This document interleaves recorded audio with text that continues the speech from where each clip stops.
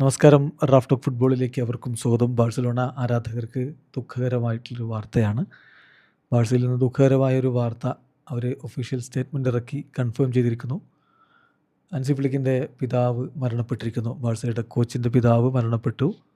അദ്ദേഹത്തിന് അനുശോചനം രേഖപ്പെടുത്തുകയാണ്. ഇതിലും ബാഴ്സലോണ ഒഫീഷ്യൽ സ്റ്റേറ്റ്മെൻറ്റിലൂടെ തന്നെ ആ ഒരു അനുശോചനം അറിയിച്ചിട്ടുണ്ട്. അതിൽ പറയുന്നത് എങ്ങനെയാണ്: FC ബാഴ്സലോണയും എല്ലാ ബ്ലോഗ്ഡാന കുടുംബാംഗങ്ങളും ഹൻസി ഫ്ലിക്കിൻ്റെ പിതാവിൻ്റെ വിയോഗത്തിൽ തങ്ങളുടെ അനുശോചനം അറിയിക്കുന്നു. നിങ്ങളുടെ ഈ ദുഃഖത്തിൽ പങ്കുചേരുകയാണ്. അദ്ദേഹത്തിനും കുടുംബത്തിനും ഈ പ്രയാസകരമായ ഘട്ടത്തിൽ ഞങ്ങളൊപ്പം ഉണ്ടാകും. FC Barcelona and entire Blaugrana family wish to convey our affection to Hansi Flick for death of his father.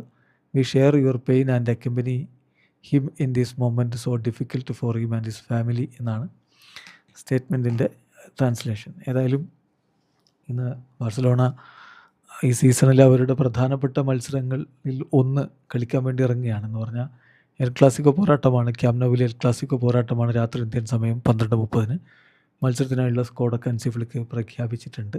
അപ്പോൾ ഈ ഒരു ഘട്ടത്തിലാണ് ഇത്തരത്തിലുള്ളൊരു വാർത്ത വരുന്നത്. ബാഴ്സലോണ അനുശോചനം രേഖപ്പെടുത്തിയിരിക്കുന്നത്. ഇന്നിപ്പോൾ കിരീട നേട്ടത്തിലേക്കൊക്കെ പോകാനുള്ള സാധ്യതയുള്ളൊരു ഘട്ടമാണ്. പക്ഷെ അതിനിടക്ക് ദുഃഖകരമായൊരു അന്തരീക്ഷമാണ് എന്തായാലും ബാഴ്സലോണയിലുള്ളത്. റെസ്റ്റ് ഇൻ പീസ് എന്ന് അനുശോചിക്കാൻ ഇപ്പോൾ നമുക്കും കഴിയുകയുള്ളൂ.